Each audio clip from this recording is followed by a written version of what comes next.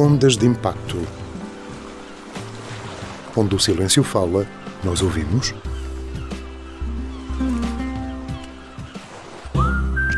Juntos vivemos felizes para sempre com inclusão e igualdade. Intermarché Valdepedras. Viver bem ao melhor preço.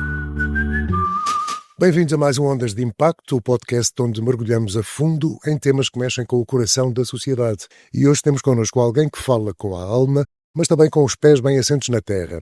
Trata-se do padre Flávio Martins, é ele o nosso convidado, é pároco em Albufeira, escritor e uma voz que nos desafia a pensar a fé neste mundo novo que parece andar sempre em sobressalto.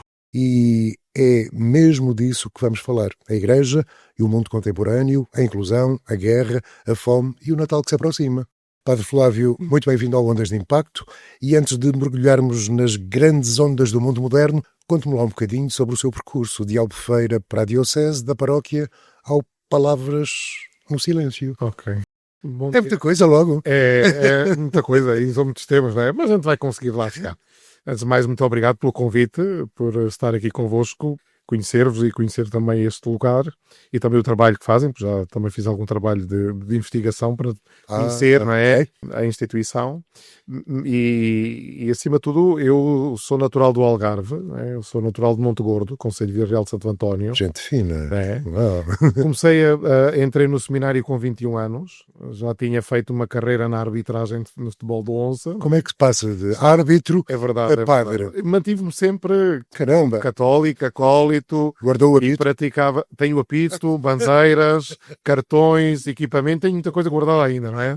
Recortes de jornais, também fazia dos elogios e das críticas, tenho tudo guardado. Mas era árbitro de futebol de 11? Futebol do 11 federado, sim, da ok. Associação de Futebol do Algarve. Federado. Quando entrei no seminário estava em segundo lugar para subir ao Nacional, ao escalão nacional. Naquela altura, a terceira divisão Série F, né, que seria a zona Sim. a Série E, F, que seria por aí que andaria nessas alturas. Depois entrei no seminário, estudei em Évora, tive um ano também em Faro, depois fui estagiar para Portimão, e depois vim estagiar para São Pedro, para Faro, estagiei em Portimão na Matriz com o cônego José Pedro, que já faleceu, estagiei depois em São Pedro com o Padre Manel, que agora é pároco de Alcantarilha.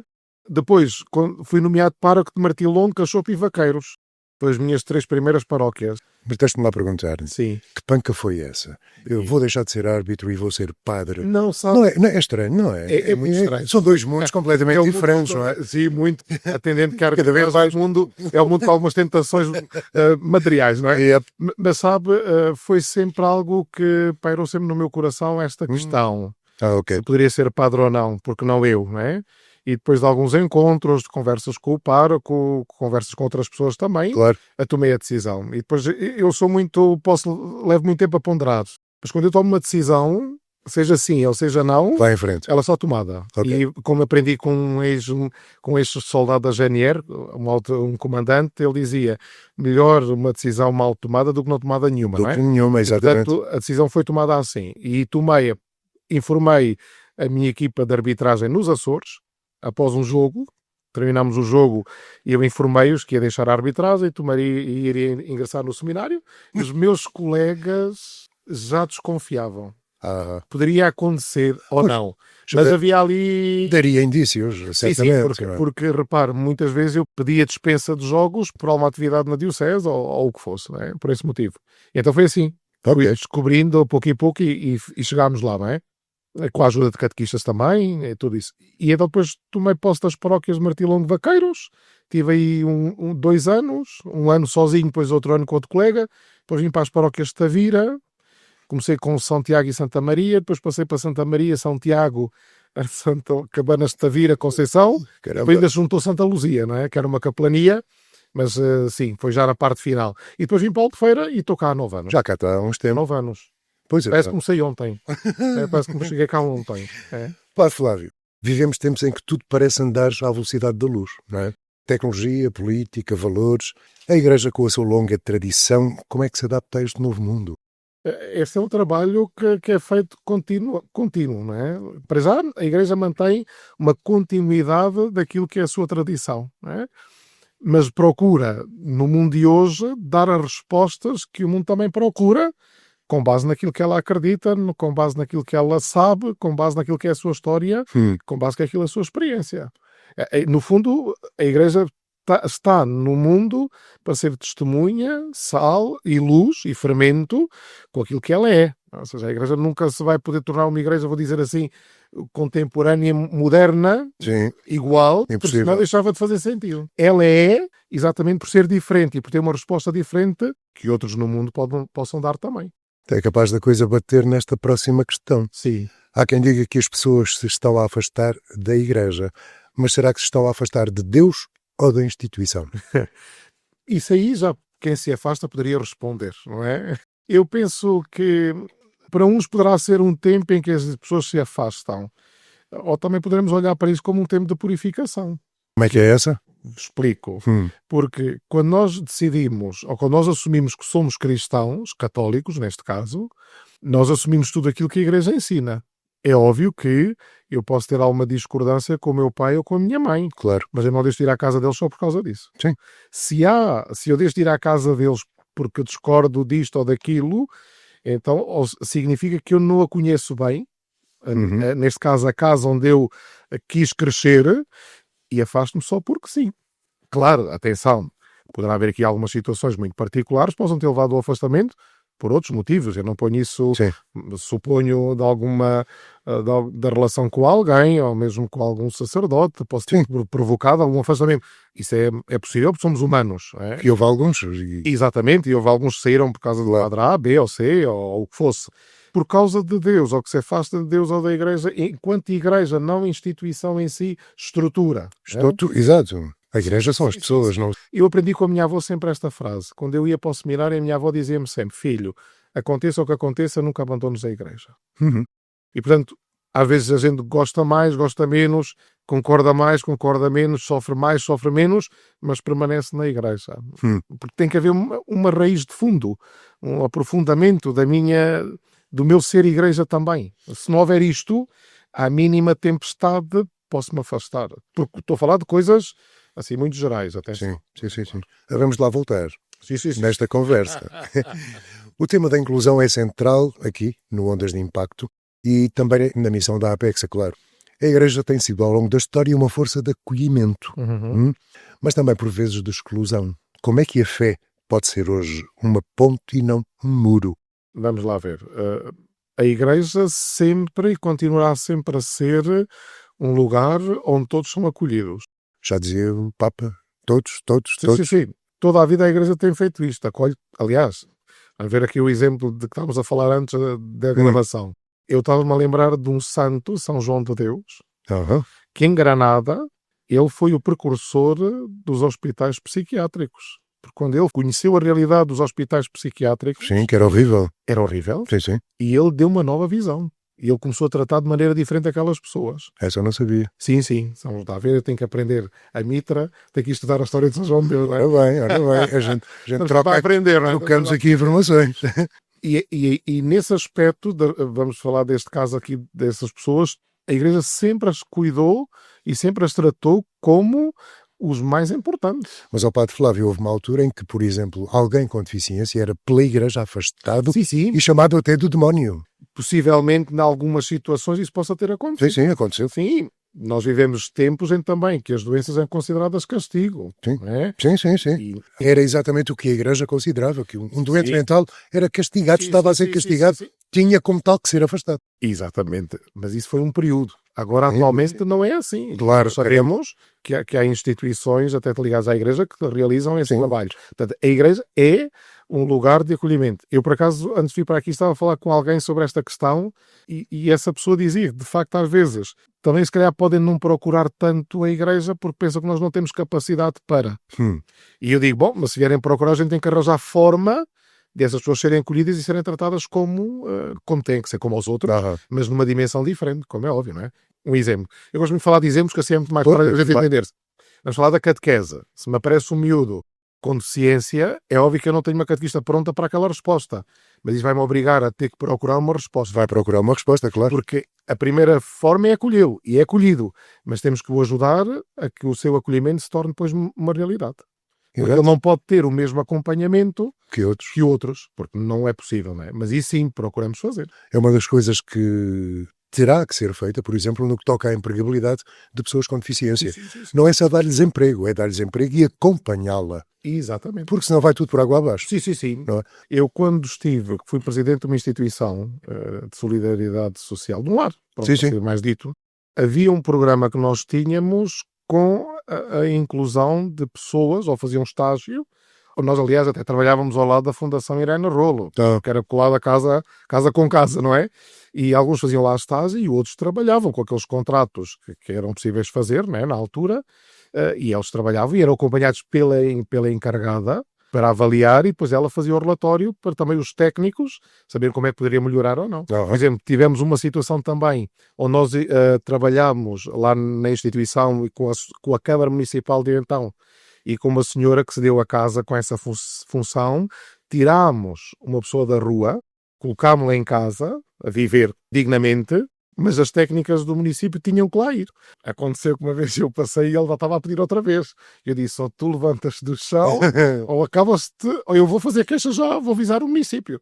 Mas eu dizia isto não era por ser mau com ele. Sim. Era que ele tinha que perceber que estávamos a trabalhar para melhorar a situação. Que a vida mudou, não é? E ficou melhor. E depois os técnicos, claro, foram lá, eu telefonei, disse, olha, veja lá que passa isso outra vez. Ele voltou à rua, mas estava lá em casa, mas o hábito... O hábito, exato. Fê-lo voltar. E sim, nesse aspecto, sempre que é possível, eu acho que trabalha-se por aqui. E o caminho tem que ser este. Sim. Porque tem todo o direito... E lá está o tal acompanhamento que é obrigatório, não é? Que é preciso fazer. Padre Flávio, na sua experiência na Santa Casa da Misericórdia de Albufeira, onde tem acompanhado tantos utentes com realidades tão diversas, o que é que tem aprendido sobre humanidade e fé? Olha, sabe, para além da Santa Casa, como já lhe disse antes, eu fui presidente de uma instituição. Exato. E para mim, sempre o mais importante da minha missão sempre foi o bem-estar dos idosos, porque maioritariamente eram idosos. E todo o cuidado para eles. Toda a atenção, toda a disponibilidade, procurar comer junto deles, partilhar com eles as alegrias deles, os aniversários, às vezes os momentos mais difíceis, e isso ajudou-me bastante a que eu hoje... Está a falar de idosos. De idosos. Gente reformada. Sim, que estão no lar. Que deveria ter alguém lá no outro sítio a pensar, estes tipos deviam ganhar mais dinheiro porque trabalharam toda a vida. Sim. E estão a ganhar 300 paus. Já nem estou a pensar no aspecto. Se for por aí, eu tinha utentes que pagavam, não chegavam a 100 euros de mensalidade, porque também não recebiam mais do que... Pois, não recebiam mais que isso. Sim. Cá está. E uma destas pessoas era com alguma deficiência. Uma vida indigna, caramba. Ouça, como presidente e acima de tudo como sacerdote, é óbvio que estas pessoas depois tinham que ter o mesmo cuidado que os outros. Claro. Nunca pus em causa... Aliás, sempre a minha prioridade foram sempre... Pois já basta quem lhes paga pô-los em causa, não é? A minha prioridade foram sempre eles. Claro que depois a seguir, uma outra dor que eu tinha sempre, e que partilhávamos isto na reunião de direção, era exatamente também o valor dos funcionários, porque também eles recebem mal. Houve um tempo em que os funcionários iam para o lado e não tinham mais nada para fazer. Pois. E eu ia utilizar aqui uma expressão para ser mal num padre, mas e vou utilizá-la na mesma, se quiserem fazer o pi, podem depois fazer. Mas ir limpar... O que é que era limpar rabos a velhos? Não era qualquer pessoa podia fazer. Sim, claro. Hoje em dia já não é assim.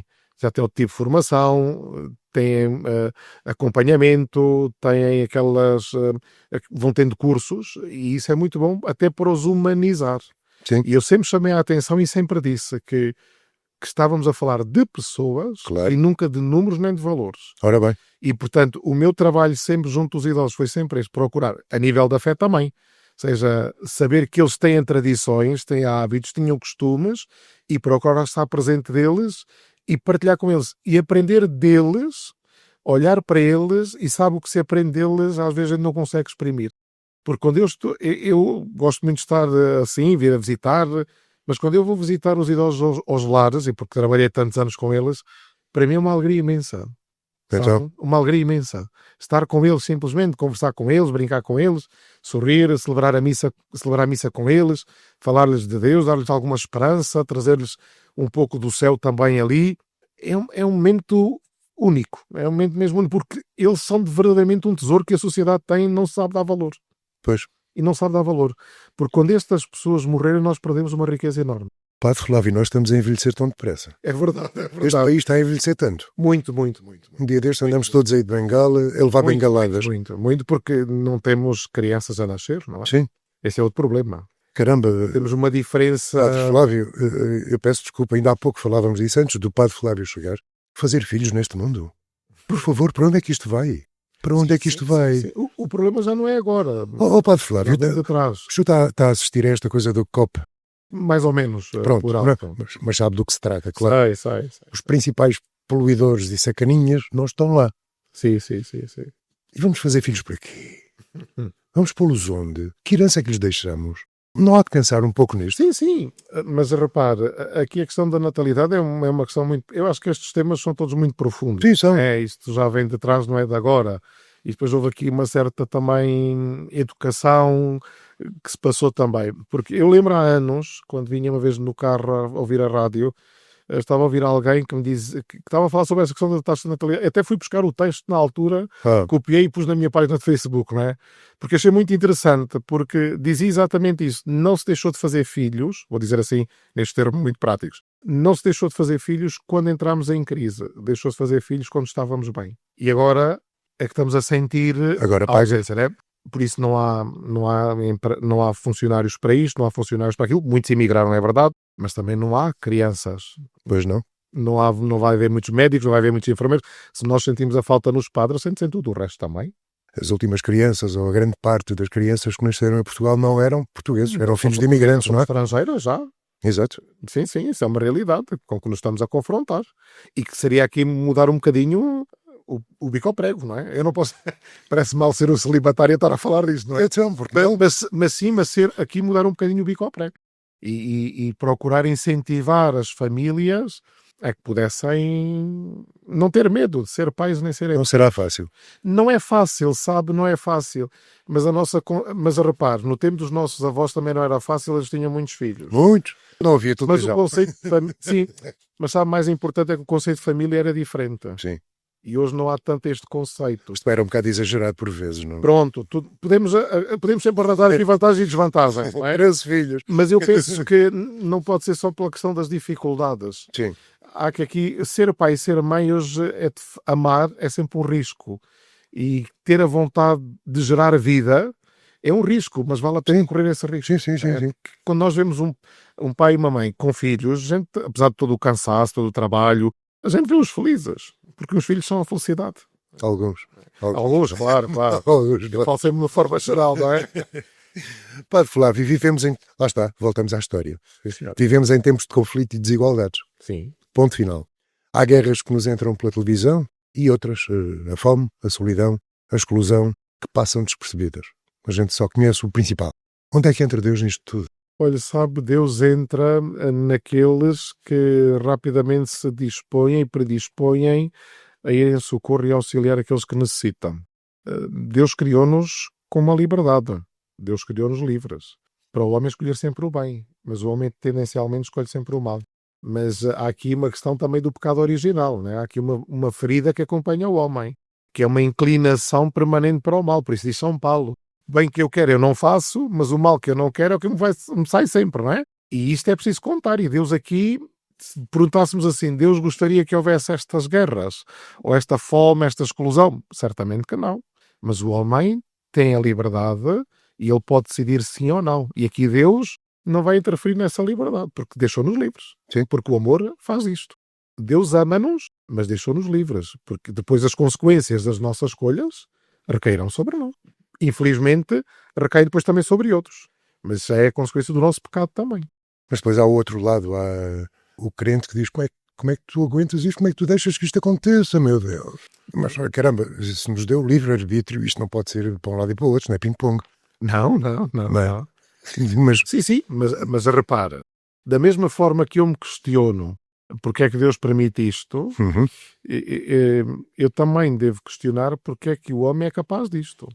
Porque lhe deram poder para isso. É a primeira coisa, não é? Claro, mas a primeira questão que se coloca aqui é que, a partir do momento em que disseram ao homem que podia ser Deus, podia decidir tudo o que ele quisesse, Deus não entra aqui para nada no homem, ao homem, percebe? Estes senhores que fazem a guerra, eles não conhecem Deus. Eu acho Eles que acham-se Deus. Portanto, aqui Deus, para eles, não entra aqui. nós agora temos para aí uns 4 ou 5 deuses. Pronto, mas são ídolos, não é? Não, deuses. Caramba. Mas Deus está lá. Naqueles que morrem, naqueles que sofrem injustamente. Percebe? Quando nós vemos algumas situações em que olhamos e vemos que há crianças, ou que há idosos, ou que há pais e mães de família que estavam longe daquilo tudo e que se acabam de ser vítimas, Deus está aí com eles e morre com eles ali. Porque Deus faz presente nestes que sofrem. Oh, padre, mas isso não é tão cruel. É, mas não olhemos para Deus da nossa maneira. O padre acabou de falar de crianças, adultos, idosos, Isso. fome, e está certamente na sua cabecinha uma coisa chamada Gaza. Sim, Gaza, Ucrânia, está a Nigéria, Mas tantas agora. Gaza está tão perto da igreja, não é? Está tão perto de Deus, está tão perto, não é? Sim, mas ouça lá, mas em Gaza está Deus. Os católicos, o bispo, o pároco de Gaza, porque há só um, está lá. Ele está lá. É a melhor resposta onde é que está Deus, está ali, naquele que está ao lado e que corre o risco de morrer com eles. Mas não os abandona, para lhes dar esta esperança de que Deus não nos abandona, porque Deus não é cruel. Cruel somos nós. Deus procura que alguns tentem resolver o problema. Mas se calhar não tem tanta força como o mal. Oh, caramba, como é que ele conseguiu arranjar um homem cor de laranja para tratar deste mundo, da paz deste mundo? O homem cor de laranja é lá do outro lado do oceano. Está a falar do Trump. É desse rapaz. Nunca lhe tinha permitido falar do homem cor de laranja. Caramba. Eu nem estava a pensar no Trump. Estava a falar de forma muito tanto o Trump como o homem da Coreia, como o homem da Rússia, como o homem... Há uma data de malucos. Que aquilo que parece. Nós nascemos todos. A partir do momento em que nós escolhemos, a opção já é nossa, não é de Deus. Eu apetecia-me dar um tiro em alguém. Força. Não. Apetecia-me dar um tiro em alguém. Às vezes apetecia, não é? Apetecia dar um tiro em alguém. Mas eu sei, também pela minha consciência, porque é assim, o homem tem inteligência e tem vontade. Sim. Eu também não faço tudo o que a minha vontade me manda. Eu tenho que ter a capacidade, o discernimento, a razão e dizer, não vou dar um tiro só porque me apetece. Quer dizer, não sou a esse ponto. Ora, a partir do momento em que o homem acha que pode fazer tudo o que quer, então nada o impedirá, nem Deus. Sim. Nem Deus. Agora, Deus, a resposta que dá é que faz presente naqueles que ali estão ao lado e que sofrem com eles e que morrem com eles. É impossível Deus não estar ali. Acredita que a fé ainda pode mover as pessoas a agir, não apenas a rezar, a intervir? Acha? Sim, porque, repara, a fé não é intimista. E nós rezamos para depois ter uma intervenção. Repare, se eu emitir uma opinião, imagina, eu rezo, não é? Nessa missa, celebro outros sacramentos, tudo mais. Mas eu depois também tenho que ter uma intervenção. Se eu vejo uma ação que é injusta perante uma... Vamos voltar aqui à instituição. Perante uma pessoa que é excluída por algum motivo, aí tem que intervir. E repare, há tempos eu chamei a atenção de quem de direito, porque havia uma situação de pobreza, e está a existir, e hoje corre-se o risco dessas pessoas ficarem sem casa. Eu estou a dizer aqui em primeira mão. E eu chamei a atenção e disse, não é correto isto. Isto não pode acontecer. A partir daqui, quem tem de direito é que tem que agir. Não posso estar não vou para ali fazer manifestações e cartazes, que isso não vai resolver nada. Mas eu fui lá e disse o que tinha que dizer na altura certa, eu avisei a pessoa. Disse, atenção que está-se a passar isto com esta família. Não vou entrar assim a muitos pormenores. Claro. E é preciso agir, porque está no centro da cidade. E pronto, se foi feita alguma coisa, eu também não sei. Até aqui o que é que foi feito. Agora, nós temos que intervir. Sim. Se há uma situação que eu vejo, repara, aí há tempos, houve uma pessoa que estava à porta da igreja a pedir e alguém da comunidade, falando comigo, conseguiu-lhe um emprego. Ele depois abandonou, saiu, a pessoa chateou-se com ele, eu também já me zanguei com ele, porque disse que não foi a melhor forma. Zanguei-me com o meu pai, não é? Pronto. E continua lá a pedir à porta. Cá está, faltou tal acompanhamento depois. A gente deu tudo, mas depois se não se acompanha, a pessoa volta, o vício, não é? Volta lá. Ora, isto para provar o quê? Que a fé move e deve nos mover. Para a questão também da caridade. Não é? E sim, da oração, mas a oração impele-nos depois a fazer alguma coisa. Agora, há pessoas que têm mais vocação para uma área mais ativa, mais prática, e há outros que têm uma parte mais contemplativa, mas as duas trabalham em conjunto. Não se pode separar na igreja. Padre Flávio, era nesta altura que eu lhe iria oferecer um cafezinho sírio, Ok, nada, deixa-me lá acabar, está bem. Porque não há aqui cafezinho sírio nenhum para si, nem bolinhos. Pronto. O que lhe vou dizer é que são feitos num projeto que se chama OneBin, é um projeto da Apexa, que tem a ver exatamente com a tal empregabilidade de pessoas com deficiência. Ora, é aqui bem perto. Quando acabarmos esta conversa, eu vou lá levá-lo, porque o padre vai ter que conhecer o OneBin, onde trabalham 6 pessoas. Funciona das 9 às 3 da tarde, onde pode beber um cafezinho fantástico, pode comer uns bolinhos fantásticos de gente com deficiência, Ok. que o vai atender, que vai sorrir para si com aqueles sorrisos que são de cair para o lado, não é? Portanto, eu vou levá-lo ao OneBin. O que é que acha de um projeto deste, de empregabilidade para pessoas com deficiência? Da minha parte tem todo o apoio. Porque eu costumo dizer, quando eu vejo pessoas com deficiência e sorriem, como estavam a dizer, eu acho muito curioso porque o sorriso deles lembra-nos o sorriso de Deus e a esperança de Deus. É puro, não é? É puro. É inocente. Yep. Eu fiz alguns, cá está, é a minha realidade, não é? Já fiz alguns funerais de pessoas com deficiência, porque não acompanhei tanto a Fundação Irene Rolo, lá em Tavira, ou mesmo aqui a Santa Casa, que tem ali também uma vertente nesta área. E para mim impressiona-me a pureza deles, sabe? A simplicidade, mas ao mesmo tempo o amor que eles são capazes de transmitir por um simples sorriso. É tudo tão verdade, não é? Sim, são muito verdadeiros. E eu olho sempre e digo sempre aos funcionários, aos técnicos que estão lá nesse momento, e digo, sabem, não tiveram a cuidar de uma pessoa, tiveram a cuidar de Jesus, de Deus, porque ele disse, sempre que o fizestes a um dos meus irmãos mais pequeninos, foi a mim que tu o fizeste. E quando eu olho para eles, eu vejo o sorriso de Deus para nós, porque Jesus disse sempre que estaria nestes pequeninos a quem nós cuidamos. Sejam eles idosos, sejam pessoas com deficiência, mas serem incluídos e colaborarem, vou dizer assim desta maneira, na sociedade, julgo que é uma boa escolha. Sim, de apoiar. Portanto, fica a promessa, quando acabarmos esta conversa, vamos lá. Eu quero que o Padre Flávio conheça e diga qualquer dia fazemos ali uma homilia. Pronto, pode ser, celebramos ali, podemos fazer ali uma celebração da palavra, não tem problema nenhum. Ora, nem mais. Se vou aos lares, também posso ir ali, não tem problema, não é? Claro. Só é problema. Padre Flávio, vamos virar a página. Sim, senhora. Estamos quase no Natal. Ok. Mas parece que todos os anos o espírito natalício é engolido pelo tal de consumismo, pelas luzes, pelos jantares, pelas discussões em família. Como é que podemos resgatar o verdadeiro sentido desta época, Padre Flávio? Olha, aí está uma tarefa, porque repare, vou falar agora assim, liturgicamente, né? Nós ainda nem sequer terminamos o tempo comum, ainda nem entramos no Advento. O Advento são 4 semanas antes do Natal, que nos preparam para o Natal. Nós ainda nem chegamos ao Cristo Rei ainda, que é a solenidade que encerra o tempo comum. Padre Flávio, olhe para as lojas. Espera. É isso que eu ia dizer. Já é Natal. Era isso que eu ia dizer. Ainda nem terminámos o tempo comum. E eu vou.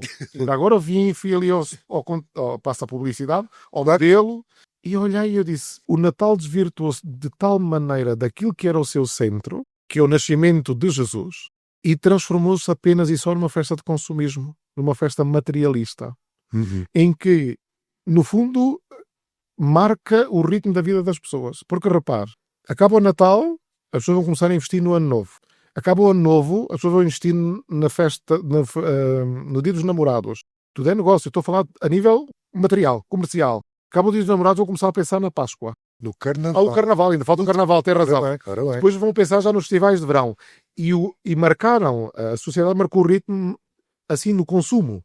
E desvirtuar agora, desmontar tudo isto é um trabalho muito árduo, porque o verdadeiro centro do Natal é o mistério da encarnação, é o nascimento de Jesus.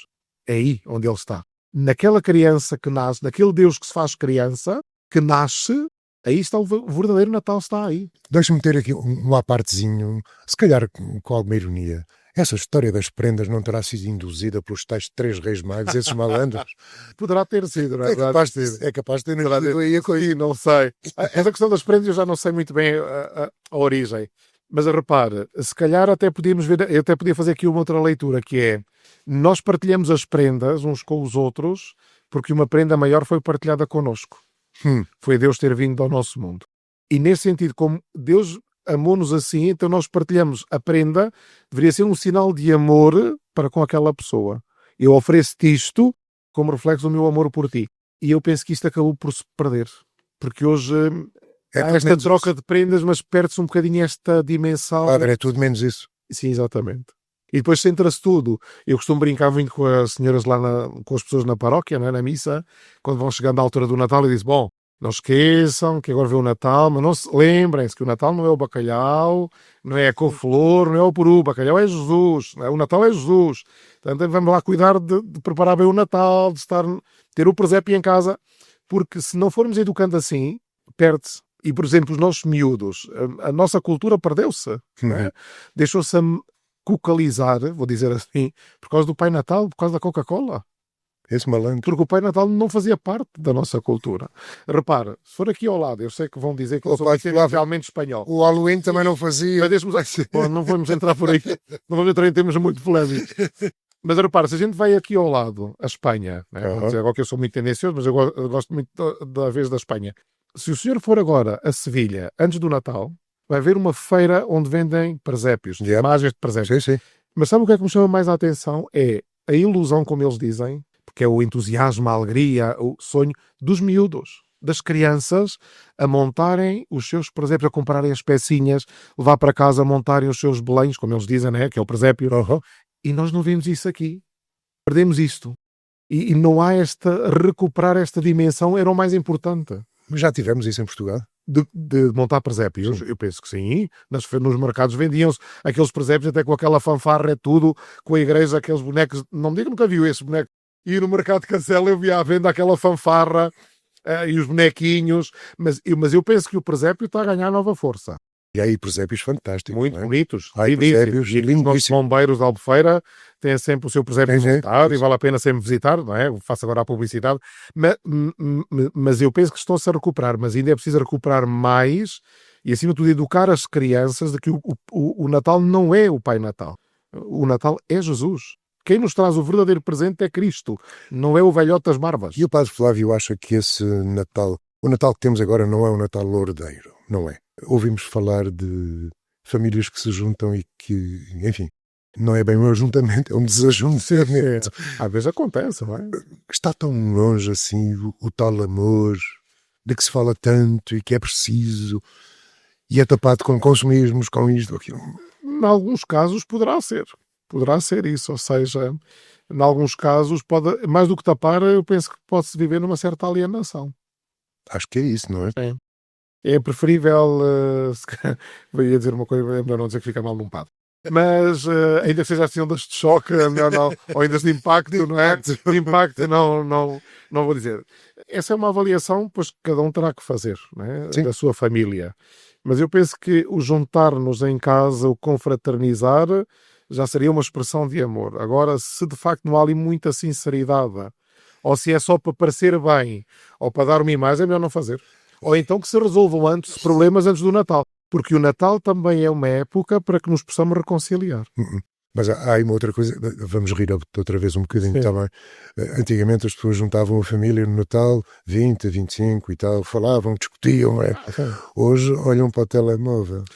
É um silêncio brutal. É horrível. Já me aconteceu isso. Não é? Já lhe aconteceu. A mim também. É horrível. Sabe, eu cresci, cá está, na minha família, as noites de Natais eram mesas enormes. Era uma barulheira que ninguém se entendia. E comida então nunca falta. É uma semana. Dás o ano novo. Você depois no ano novo renova a mesa, não é? É uma semana. Não. E os dois ficam lá até ao rei, ficam moles, não é? Mas a gente passa lá e os pistachos, aquilo está amolecido, os frutos secos deixam de ser secos, passam a ser úmidos, não é? Mas, e agora já, pronto, depois entretanto uns primos casam, as famílias vão se dividindo por esta razão, não porque nos separemos, mas porque depois cresce para o outro lado e tem que se dividir exatamente. E graças a Deus, naquilo que eu conheço da história da minha família, aqueles que nos reunimos, agora eu não estou tanto reunido no Natal, não é? Porque à noite só vou no dia, porque à noite tenho que cá estar. Não há isso, graças a Deus. Grita-se, briga-se. E eu acho que isso até acaba por ser muito natural, né? Porque é uma família.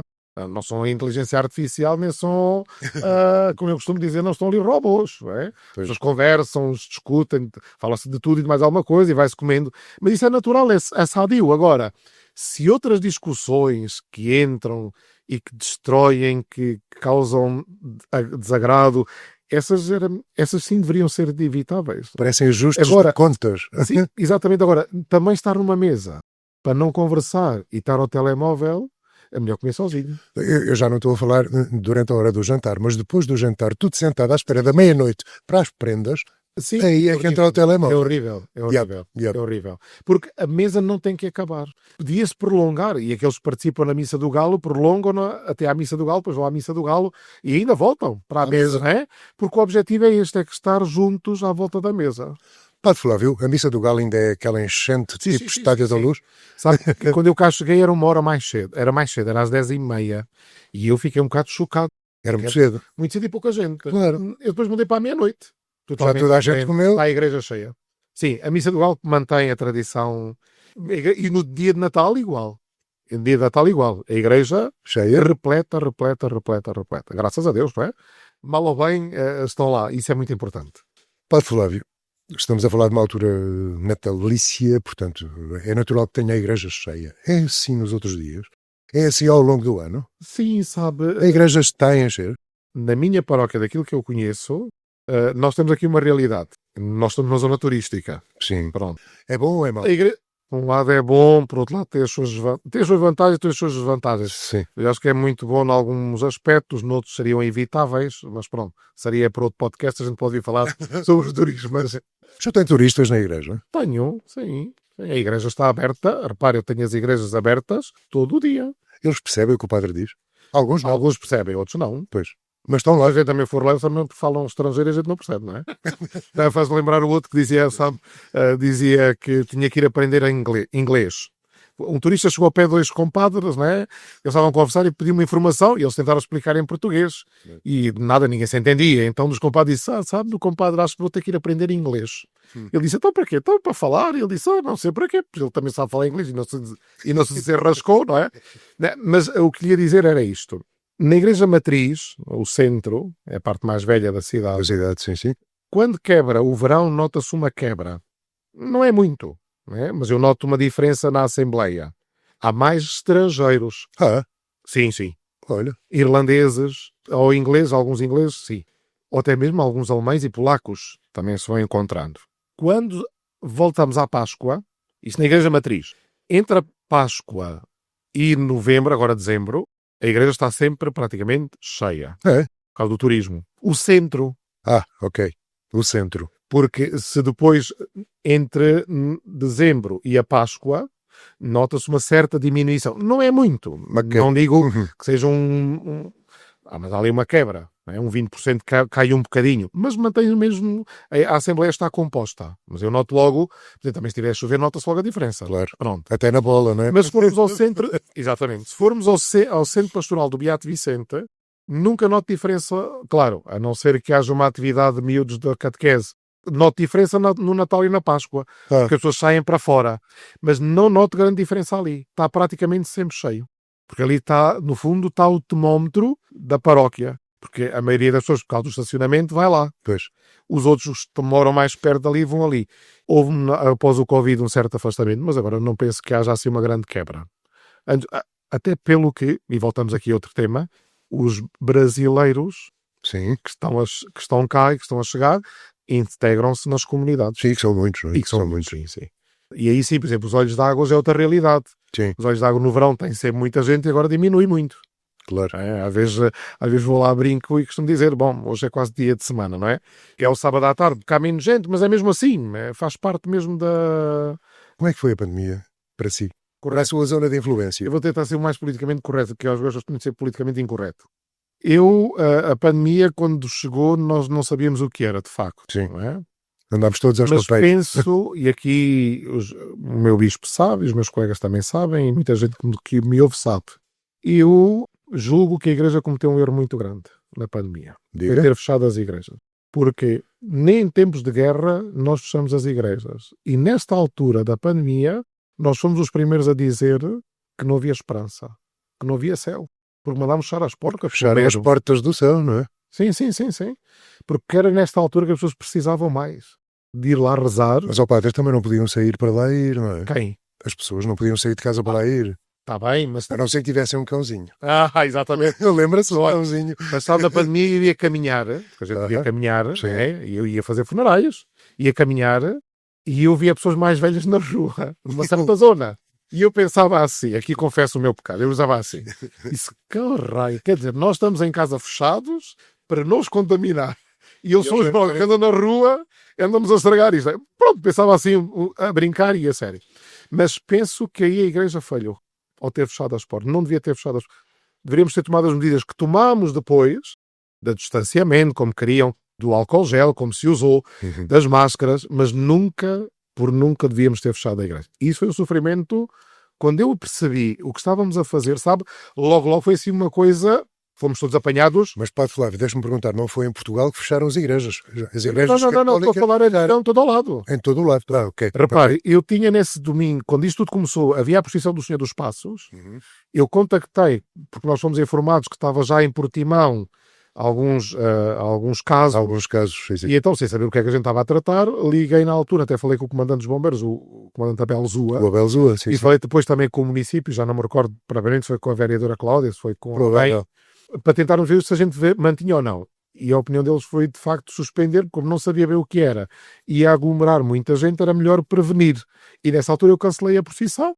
E depois, então, fomos informados da decisão da igreja de fechar tudo. E ok. Mas depois da primeira semana, ou segunda semana, eu quando caí em mim, eu disse, nós fizemos uma coisa muito mal. Nós tivemos de dizer às pessoas que nós não temos esperança. O Padre Flávio disse isso aos seus superiores? Digo. Qual foi a resposta? Tentam sempre... Foi esse abanar de ombros, foi... Diga? Já está feito. Pois sim. Agora eu já sei. Depois de burro morto, não é? Como diz o povo, se manda ao rabo, não é? Ora bem. Mas penso que não foi a atitude certa.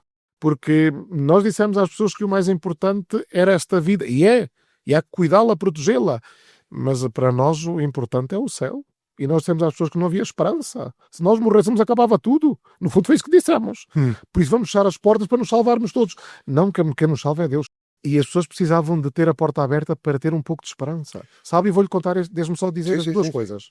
Muito rapidamente. É isso que nós queremos. Venha de lá a sua experiência. E quando nós já celebrávamos na igreja, depois houve uma altura que passámos para a igreja, eu comecei a fazer um gesto, que foi ir abrir a porta da igreja e levar o Santíssimo e abençoar a cidade, com o Santíssimo na mão. E um dia eu abro a porta da igreja, início de maio. Abri a porta da igreja e estavam duas senhoras, que ainda são vivas, que vão à missa ainda, e elas se ajoelharam para abençoar, para receberem a bênção. Para receberem a bênção. Do Santíssimo. E choraram. E eu, nessa altura, ainda mais razão me deram quando eu disse que não devíamos ter fechado as portas. E quando acabou a benção, elas ficaram à porta a rezar. Encostámos a porta, não é? A gente não sabia quem é que poderia passar. E vieram perguntar se não podiam entrar para ver a imagem de Nossa Senhora de Fátima. E eu disse, podem. Eu nunca hesitei. Nunca. Disse, podem. E elas entraram e foram ver a imagem de Nossa Senhora. Sabe, foi um momento que me marcou imenso. E outro momento que me marcou na pandemia, e que eu disse que nunca mais faria isto, e digo-lhe aqui, sinceramente, com toda a verdade, nunca poderei ser preso. Sim. Mas eu vou dizer logo ao guarda, se me soltar, vai ter que me buscar, que eu vou abrir a porta outra vez. Eu nunca mais vou obedecer esta ordem. Nunca mais vou fechar uma porta. E nunca mais vou fazer aquilo que eu fiz nos funerais. Sabe, eu fiz um funeral que me marcou até hoje. Fiz muitos na pandemia. Um ambiente péssimo. Funerais, quer dizer, caixões com coisas lá dentro. Né? A gente não sabe. A gente não sabe. Já nem vou por aí. Pois. Eu tive o funeral de um grande amigo e foi uma coisa incrível. Sim. Eu fiz funerais desde a porta do cemitério fechada, flores não poderem entrar, as famílias afastadas. Mas o funeral que mais me custou, e aqui há que elogiar o município de Albufeira neste aspecto, foi aquele que mais passos deu de irmos mudando algumas coisas nos funerais. É verdade. Por acaso, até com a pessoa que lá estava à frente na altura no cemitério, a Marta, ela ia também tentando, sabe, furar a parede, para tentarmos ir melhorar um bocadinho. E fui fazer um funeral uma vez, em que estava o caixão, a viúva e a filha do defunto. E eu. E é só. E os agentes funerários lá fora. Claro. E a mim impressionou-me uma miúda que era adolescente, ela devia ter os seus 14, 15 anos, e ela, durante toda a celebração, porque eu mantive sempre aquilo que fazia com 200 pessoas com 3, sempre. Exato. E ela constantemente olhava à porta. E eu fiquei a pensar, eu disse, esta miúda pergunta-se. Pensei eu, não sei se era verdade. Onde é que estão? E eu perguntei, onde estão os meus amigos? É. Porque não ia ninguém. E eu disse, eu nunca, mas nunca me peçam mais para fazer isto. Porque isto foi de uma desumanidade, de uma coisa atroz. E não podemos nos queixar, o nosso cemitério tem muito espaço. Sim. Dava para as pessoas estarem afastadíssimas. proibir as pessoas de ir a um funeral. Eu vou-lhe dar este exemplo. E até comentei e a Marta sorriu e disse-me, pronto, pá, Flávio, é melhor a gente não fazer perguntas que me incómodas. Essa Marta é do cemitério? Ela estava encarregada no cemitério na altura. Depois, entretanto, O velho ou o novo? No novo. Ah. Ela depois transferiu-se para outra, que está noutro município agora. Porque ele lhe disse, Marta, há aqui qualquer coisa que me está a escapar. Então, os agentes funerários estão vestidos, parece eles que desceram numa nave espacial. Uhum. Os coveiros têm a máscara de pintar carros. E eu e tu temos uma máscara cirúrgica, normal, e passamos ao pé do carro funerário sem qualquer problema. Sim. Ou nós somos muito tontos, ou há aqui qualquer coisa que não nos contaram. Uhum. Ora, e eu disse, isto aqui tem que mudar, assim não dá.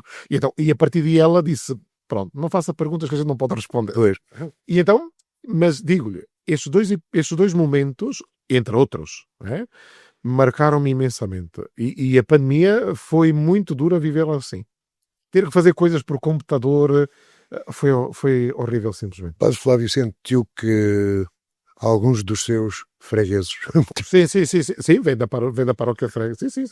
Feligreses. sentiram a vida ameaçada, sentiram que o mundo estaria a acabar. Isto foi uma coisa que passou pela cabeça das pessoas. Eu penso que alguns poderão ter ficado um pouco assustados. E eu pergunto-lhe isto porque, sendo padre, é natural Sim, que se tenham algumas pessoas dirigido quiseram assim. chegar, o que é que era isto, o que estava a acontecer, será que é agora o fim disto tudo, como é que a gente... Pronto, e sim, houve, e a gente foi conversando dentro daquilo que era possível, fomos alentando as pessoas a manterem a confiança, a esperança, a manterem a serenidade, tudo iria passar, e de facto passou, mas foi um momento difícil de viver. Mas sabe qual foi o momento mais engraçado? Diga. Foi com a minha avó.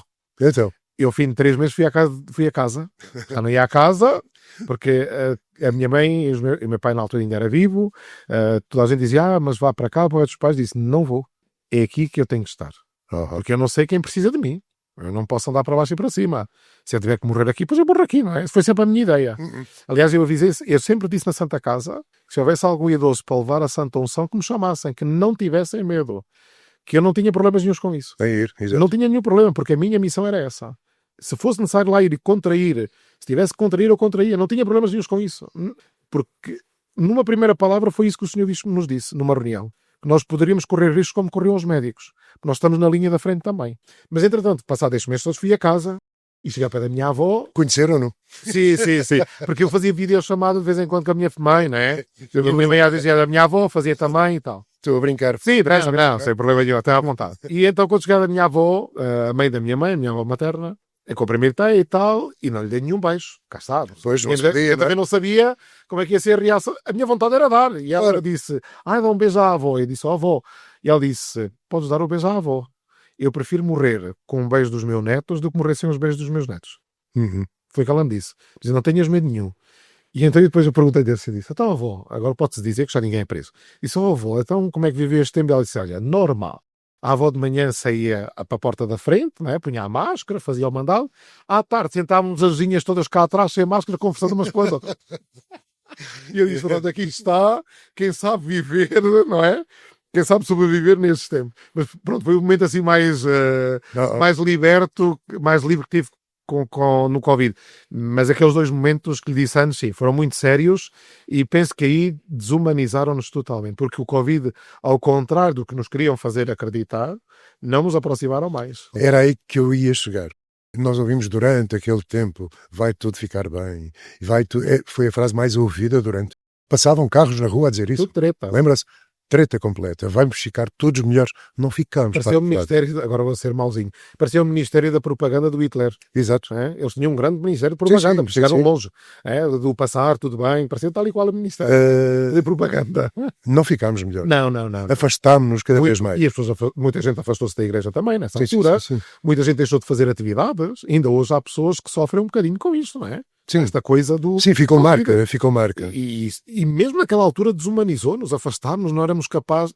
Assim que tivemos a oportunidade, eu voltei a cumprimentar as pessoas, principalmente nos funerais, e eu esticava a mão. Padre Flávio, nós somos um país de abraços e de beijinhos e de apertos de mão.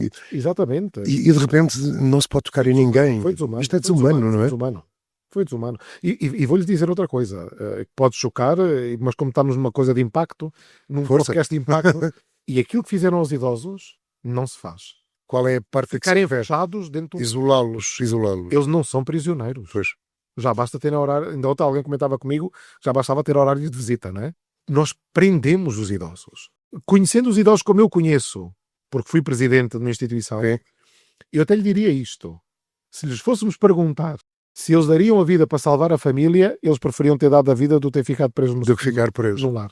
E conto-lhe aqui uma história que me contaram de um lar, que é verídica. Uma idosa, quando se viu no meio daquilo tudo, ao fim de um certo tempo, fez as malas e saiu do lar. E os técnicos foram conversar com ela e tal, e ela disse, não. Eu quero ser livre. Eu não vim para um lar para ser presa. Ora bem. E foi viver sozinha para um quarto. Alugou um quarto, comia num restaurante baixo e foi viver sozinha porque ela não queria estar presa. Claro que, atenção, haveria idosos que a gente tem que salvaguardar pela fragilidade. Claro. Mas havia outros que nós fizemos. Ora bem. Não se faz. Porque nunca lhes perguntámos se eles queriam aquilo. Eles têm autonomia, eles não são nenhumas crianças imaturas, eles sabem. Se a gente conversar, explicar, eles entendem. Claro que há um ou outro que já não entende. E há um ou outro que a gente tem que salvaguardar, porque eu nunca entendi que aquilo que se fez aos idosos foi também errado, foi desumano. Poderão me criticar, certamente me criticarão por isso. Mas para mim, mas é a minha opinião, não se devia ter feito isto aos idosos. Eles perderam o contacto com a família, com os netos. Alguns perderam para sempre, é verdade. Eu sou de uma situação que aconteceu de um casal que se suicidaram os dois em casa porque as famílias deixou de visitar. Pois. Viram sozinhos. Isto não podia ter acontecido. Devíamos ter feito de outra maneira. Não se pensou. Mas pronto, mas a pandemia vivia assim. Com uma certa revolta, interiormente também, mas ao mesmo tempo com uma certa serenidade, mas sabendo muito bem o que estava a fazer e correndo a reparo.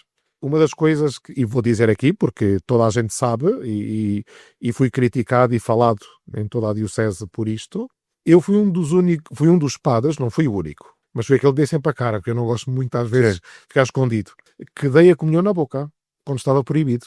Só se podia dar na mão. Era? Mas em consciência, eu não podia fazer isso. Eu continuo a fazer como sempre. Sempre fiz. Quem comungava na boca, comungava na boca. Quem comungava na mão, comungava na mão.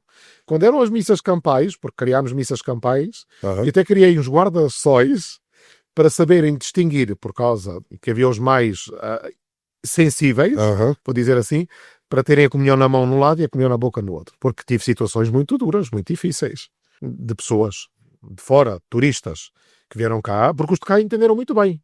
Da minha comunidade, praticamente eu sempre tive o apoio. Sempre.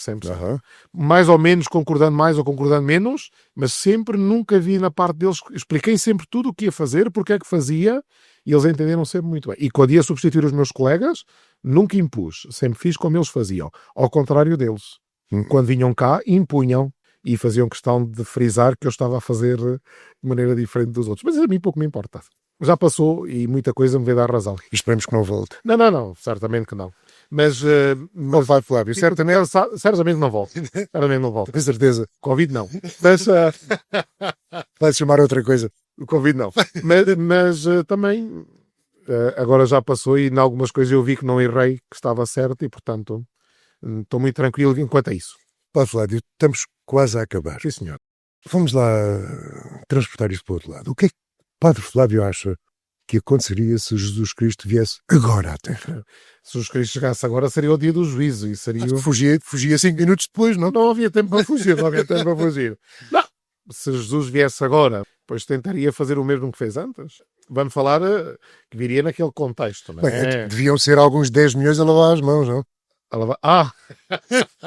Pois não sei. Sim, mas na linha da fé, se Jesus viesse agora, seria o fim. É? Era o fim. E já não haveria tempo para uns se converterem e outros não. O tempo da conversão é agora. Se viesse no contexto em que Jesus veio a primeira vez, que não será assim, mas se viesse, eu penso que Jesus faria exatamente o mesmo. Anunciaria o mesmo evangelho que anunciou até aqui. E que temos anunciado até aqui. Acha que sim? Sim. Usaria também do chicote algumas vezes.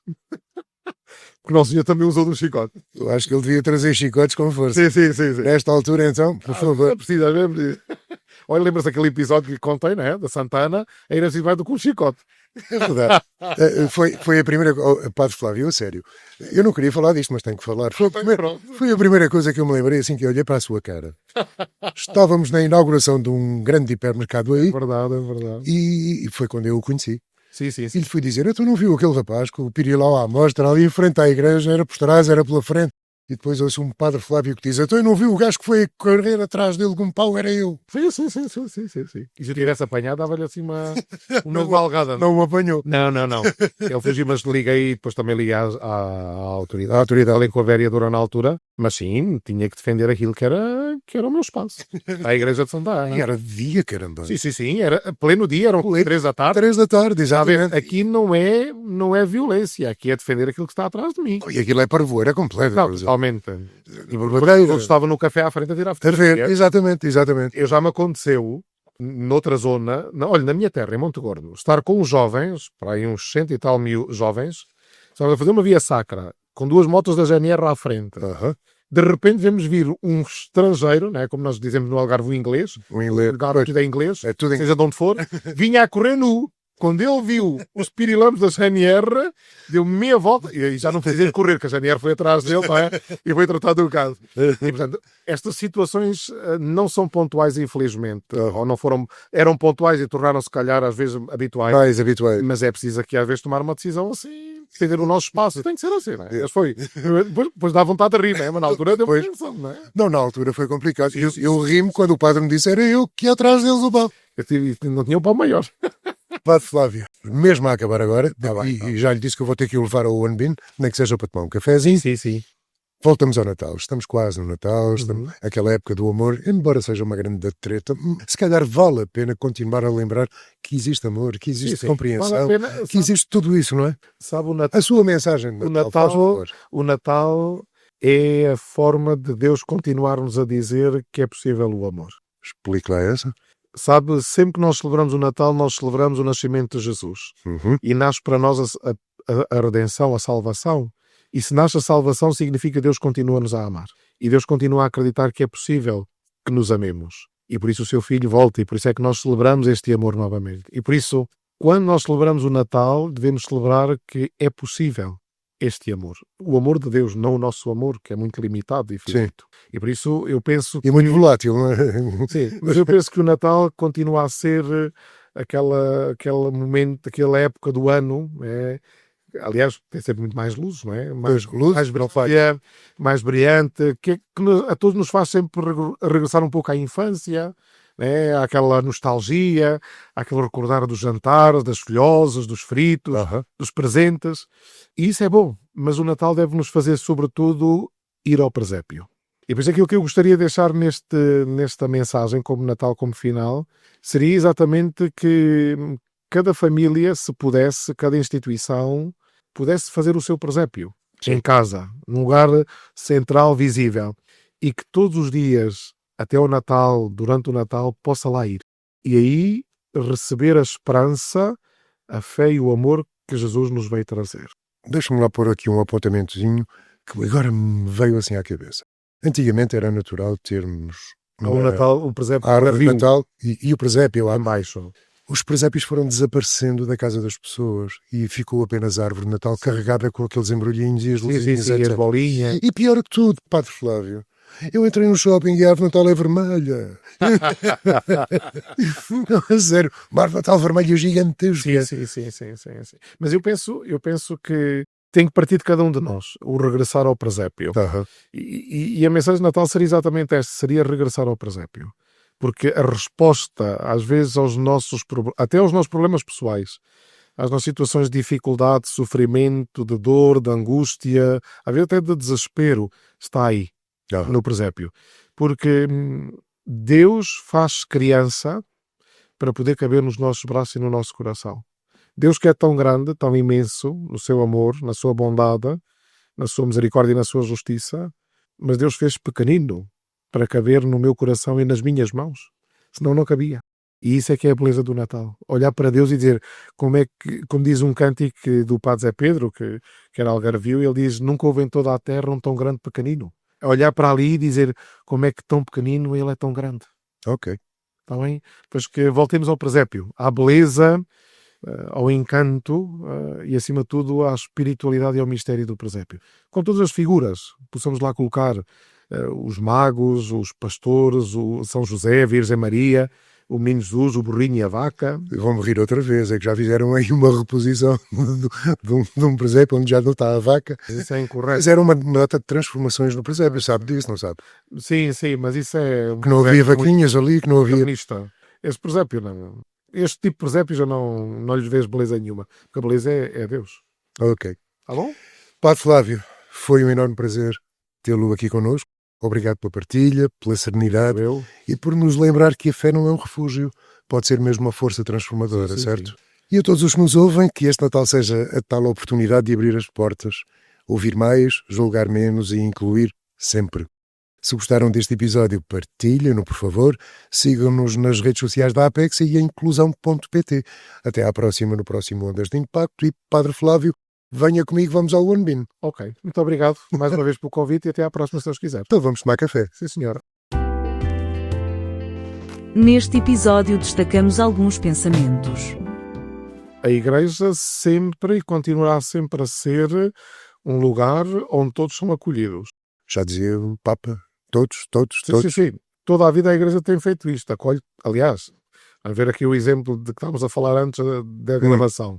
Eu estava-me a lembrar de um santo, São João de Deus, que em Granada, ele foi o precursor dos hospitais psiquiátricos. Estava a falar sobre essa questão da taxa de natalidade. Até fui buscar o texto na altura, copiei e pus na minha página de Facebook, não é? Porque achei muito interessante, porque dizia exatamente isso. Não se deixou de fazer filhos, vou dizer assim, nestes termos muito práticos, não se deixou de fazer filhos quando entramos em crise. Deixou-se de fazer filhos quando estávamos bem. Obrigado por nos acompanhar em mais um episódio de Ondas de Impacto. Se este tema despertou o seu interesse, convidamo-lo a explorar mais sobre o assunto e a visitar-nos em inclusão.pt para ampliar o conhecimento sobre os desafios e as soluções que discutimos hoje. E se aprecia o nosso conteúdo, não se esqueça de subscrever Ondas de Impacto na sua plataforma de podcast favorita. Deixe também a sua avaliação, pois ela ajudar-nos-á a alcançar mais pessoas e a criar mais impacto. Voltamos em breve com novos temas e histórias inspiradoras. Até lá, continua a fazer parte desta onda de transformação. Ser cuidador é um ato de amor, mas quem cuida também precisa de apoio.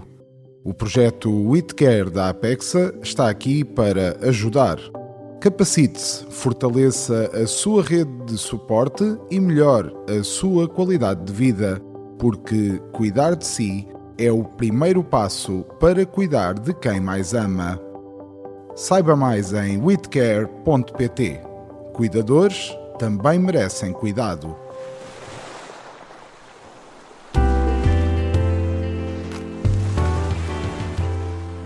Ondas de Impacto. Onde o silêncio fala, nós ouvimos.